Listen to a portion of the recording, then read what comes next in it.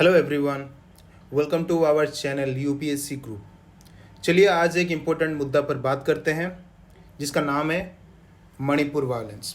जैसे कि आप लोग थंबनेल में देखे कि एक शर्मनाक घटना जो मणिपुर में घटा, जिसके कारण अभी ये मुद्दा पूरा देश में एक संवेदनशील मुद्दा बन के रह चुका है। क्या हुआ था, एक ये मुद्दा मणिपुर का जो दंगा था वो तो न्यूज में 2 महीने से चल रहा है इसे, पर अभी क्या हो गया इसके कारण अभी वो ज्यादा न्यूज पे चल रहा है। बीते बुधवार को एक वीडियो वायरल हुआ, जैसे कि आप लोग पिक्चर में देख रहे हैं। इस वीडियो में क्या हुआ था ना, 2 लड़कियों को ऐसे उल्लंघन करके, उनको ऐसे नग्न करके फिर रास्ते में घुमाया गया और उसमें उनका वीडियो बनाया गया। उनके साथ ऐसे कि गैंग रेप भी उनके साथ किया गया। तो ये सब शर्मनाक घटना उनके साथ हुआ था और सबसे बड़ी बात है इस वीडियो को वायरल भी किया गया। तो इसके ऊपर अभी सरकार और पूरे देश की जनता इस पर आक्रोश है। और जिस तरह हम लोग उस वीडियो में देखे थे कि 500 से भी ज्यादा लोग उस वीडियो में मतलब थे उस इंसिडेंट में, तो इसी कारण अभी मणिपुर में जो दंगा था वो ज्यादा भड़कने लगा। तो चलिए पहले जान लेते हैं कि मणिपुर क्या है। तो मणिपुर एक नॉर्थ ईस्टर्न स्टेट है, आप लोग सब जानते हैं, और इसका अभी जो जनसंख्या देखा जाए तो वो 32 लाख है। ठीक है, तो 32 लाख की जनसंख्या वाले एक स्टेट में किस तरह का घटना सामने आ रहा है जो सबको हिला के रख रहा है। और इस राज्य में 2 मेन रिलीजन के लोग रहते हैं, जैसे कि आप लोग जानते हैं कि Hinduism and Christian are the 2 main religion in this state.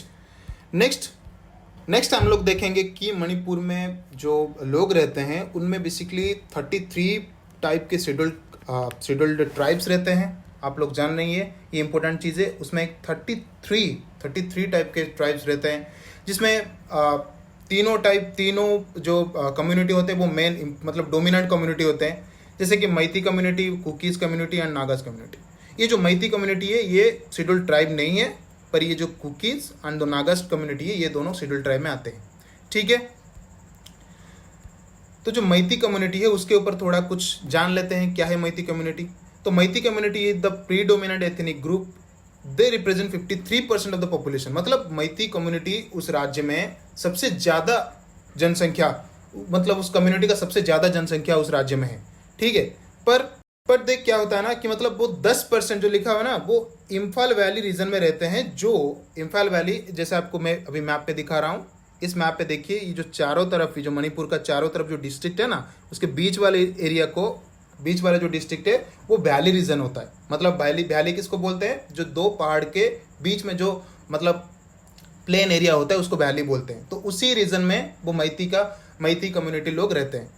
और जो बाकी इलाका पूरा हिली रीजन है, मतलब वो पहाड़ी इलाका है और उसमें बाकी कम्युनिटी रहते हैं। तो जो 53% जो लोग रहते हैं जो मैती का, वो एक छोटे से जगह पर रहते हैं। जो 10% जगह है उस पर रहते हैं और बाकी जो जगह है वो अलग कम्युनिटी के लोग रहते हैं। और ये इंपॉर्टेंट चीज़ है कि जो मणिपुर के जो लैंग्वेज है, जो मैती कम्युनिटी की जो लैंग्वेज है उसको मैती लैंग्वेज को बोला जाता है और उसको मणिपुरी लैंग्वेज भी बोला जाता है। जो हमारा ऑफिशियल लैंग्वेज जो है इंडिया का, जो 22 ऑफिशियल लैंग्वेज है उसमें वो एक पार्ट है। समझ रहे? तो बाकी जो ट्राइब्स है उनके बारे में थोड़ा जान लेते हैं, जैसे कि Naga tribes and Kuki tribes. तो जो नागा एंड कुकी ट्राइब्स वो 40% पॉपुलेशन को कंट्रीब्यूशन करता है मणिपुर में। ठीक है, एंड बाकी जो, जैसे आपको बोला था अभी कि 90% जो स्टेट के जो लैंड है उनमें ये लोग रहते हैं। तो जो हिली एरियाज है चारों तरफ, उस इम्फाल के चारों तरफ जो डिस्ट्रिक्ट्स है वहां पे ये लोग रहते हैं। तो मतलब ये कम जनसंख्या वाले कम्युनिटी ये ज्यादा एरिया पे रहते हैं और वो जो ज्यादा जनसंख्या वाले कम्युनिटी छोटे एरिया में रहते हैं। तो इसके कारण ये इशू बन रहा है, शायद उसके ऊपर हम लोग थोड़ा लाइट डालते हैं। जैसे देखेंगे कि Meitei peoples are bad from selecting is hilly region. तो उनका ये एक मतलब दिक्कत था उनके स्टेट में कि लैंड में उनको जो डिस्ट्रीब्यूशन किया गया था वो सही तरीके से नहीं था। जैसे कि वो मैती कम्युनिटी जो होते हैं वो लैंड, जो मणिपुर स्टेट में जो मैती कम्युनिटी के लोग हैं उनको पाबंदी है कि वो जो बाकी 90% इलाका है जहां पे कुकी ट्राइब और नागा ट्राइब रहते हैं उस इलाके में जाने में उनकी पाबंदी लगी हुई है। और अगर वो वहां पे सेटलमेंट, अगर वो वहां पे जाके रहेंगे या फिर वहां की रिसोर्सेज को वो एक्सेस करेंगे, इस सब के उनको जो उस एरिया का जो लोकल डिस्ट्रिक्ट काउंसिल होता है उनसे परमिट लेना पड़ता है। तो ये सबसे बड़ी दिक्कत है। अगर मैं उस स्टेट का एक नागरिक हूँ, सिटीजन हूँ, और उसी स्टेट में मैं कहीं एक और जगह जाना चाहता हूँ, कहीं और एक जगह सेटल होना चाहता हूँ, तो नहीं कर पाऊंगा, तो ये बड़ी दिक्कत है उनके लिए। तो उनका जो डिमांड था, एक बड़ी डिमांड था कि उनको एक ट्राइब्स, उनको जो शेड्यूल्ड ट्राइब के ग्रुप में उनको ले लिया जाए, ताकि वो जो बाकी रिसोर्सेज, बाकी एरिया की जो रिसोर्सेज है वहाँ पे जाके रह पाएँ, वहाँ पे जाके घूम पाएँ, ये सब चीज़ को उनको एक्सेस मिल सकता था। ठीक है, तो इसी कारण जो कंडीशन बना हुआ था जो मणिपुर में, वो उसका मेन रीज़न यही था। ठीक है, तो इसीलिए वो क्या किए थे ना, लॉन्ग उनकी जो मांग थी, एक बड़ा मांग था कि वो शेड्यूल्ड ट्राइब के जो मांग किए थे status under the Indian constitution, इसके ऊपर वो, जैसे आप देख रहे हैं पिक्चर में, जैसे दिख रही है कि Manipur Meitei ST status demand sparks tension with hill tribes and court order heightens concerns. तो जैसे कि आप लोगों को बोला, ये बिल्कुल ही ऐसा ही चल रहा है। नेक्स्ट हम लोग देखेंगे तो अप्रैल के महीने में क्या हुआ था ना, जो मणिपुर के हाई कोर्ट थे, मणिपुर का हाई कोर्ट ने सरकार को बोला था कि जो मैतेई कम्युनिटी जो डिमांड कर रहे हैं एसटी कैटेगरी के लिए, एसटी स्टेटस के लिए, तो उसके ऊपर वो जल्दी से रिपोर्ट बना के ये सब चीज़ को जल्दी निपटाने के लिए वो सरकार को बोले थे।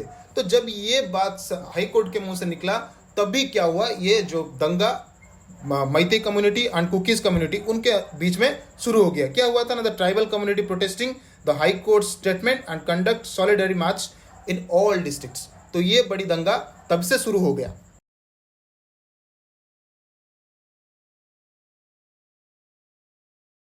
तो चलिए अब देखते हैं हम लोग एक हमारा जो संविधान के पॉइंट ऑफ व्यू से, हमारा कॉन्स्टिट्यूशन के पॉइंट ऑफ व्यू से देख सकते हैं किस ट्राइब को हम लोग शेड्यूल्ड ट्राइब बोल सकते हैं या नहीं बोल सकते हैं। जैसे कि हमारा संविधान में मेंशन है आर्टिकल 342 के हिसाब से कि भारत की जो राष्ट्रपति हैं वो चाहे तो किसी भी ट्राइब को शेड्यूल्ड ट्राइब का दर्जा दे सकते हैं, अगर वो ट्राइब मतलब एलिजिबल हो, वो कॉन्स्टिट्यूशन के हिसाब से एलिजिबल हो वो शेड्यूल्ड ट्राइब बनना। तो वो ट्राइब चाहे या फिर वो ट्राइब के एक पार्ट हो या फिर वो ट्राइब के एक ग्रुप हो या फिर वो एंटायर कम्युनिटी हो, उसको वो शेड्यूल्ड ट्राइब का दर्जा मिल सकता है अगर वो एलिजिबल हो संविधान के हिसाब से। तब राष्ट्रपति उस स्टेट के जो राज्यपाल होते हैं उनसे वो परामर्श लेके उस ट्राइब को शेड्यूल्ड ट्राइब का दर्जा दे सकते हैं। तो ये इंपॉर्टेंट चीज़ है, आप लोग इसको ध्यान में जरूर रखिएगा। और एक चीज़ है, जो शेड्यूल्ड ट्राइब है वो जो जिस इलाके में रहते हैं उस इलाके को शेड्यूल्ड एरिया की भी दर्जा मिल सकती है। तो वो कहाँ मेंशन है हमारे कॉन्स्टिट्यूशन में 5th शेड्यूल में, वो आर्टिकल 244 में मेंशन है। इसको आप लोग बहुत ध्यान से, बहुत बारीकी से इसको याद रखिएगा। ये भी गवर्नर के कंसल्टेशन से ही हो सकता है और ये प्रेसिडेंट ही इसको लागू कर सकते हैं।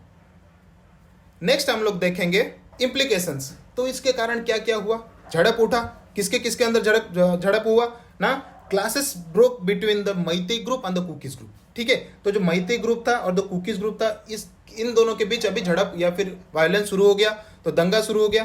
कहाँ पे हुआ, जो चूराचांदपुर डिस्ट्रिक्ट, जो एक मणिपुर का एक साउदर्न डिस्ट्रिक्ट है चूराचांदपुर, उसके एरिया में ये झड़प ज्यादा हुआ। फिर क्या हुआ देखेंगे, गवर्नमेंट का स्टेप क्या क्या ले सकता है, गवर्नमेंट क्या क्या स्टेप लिए उसके ऊपर हम लोग थोड़ा चर्चा कर लेते हैं। जैसे कि आप लोग जानते हैं गवर्नमेंट ने क्या किया ना, पहले तो गवर्नमेंट ने आर्टिकल 355 उसको इम्पोज कर दिया।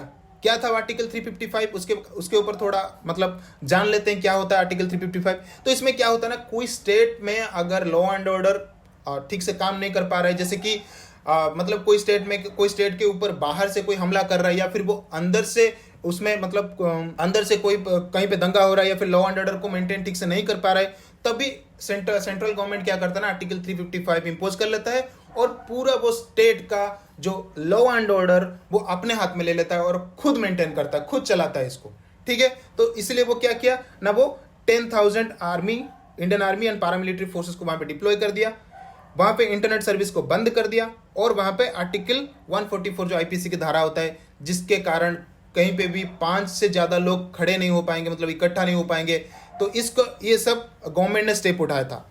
आप कभी भी कंफ्यूज ना होइएगा क्योंकि आर्टिकल 355 वहां पे मेंशन किया गया था। आर्टिकल 356 आपका होता है क्या, वो होता है आपका प्रेसिडेंट रूल। जो कंफ्यूजन हो गए थे कि प्रेसिडेंट रूल यहाँ पे लगा था या नहीं, मैं आपको बता देता हूं, प्रेसिडेंट रूल अभी तक मणिपुर में नहीं लगा है। प्रेसिडेंट रूल आर्टिकल 356 के हिसाब से मतलब होगा।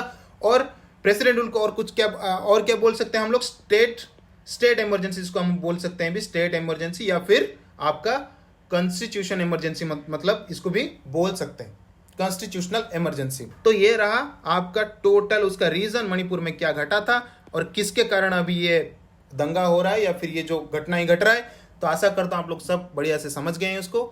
तो नेक्स्ट क्लास में हम लोग ऐसी कोई इंपॉर्टेंट मुद्दा को लेके आएंगे। तब तक धन्यवाद।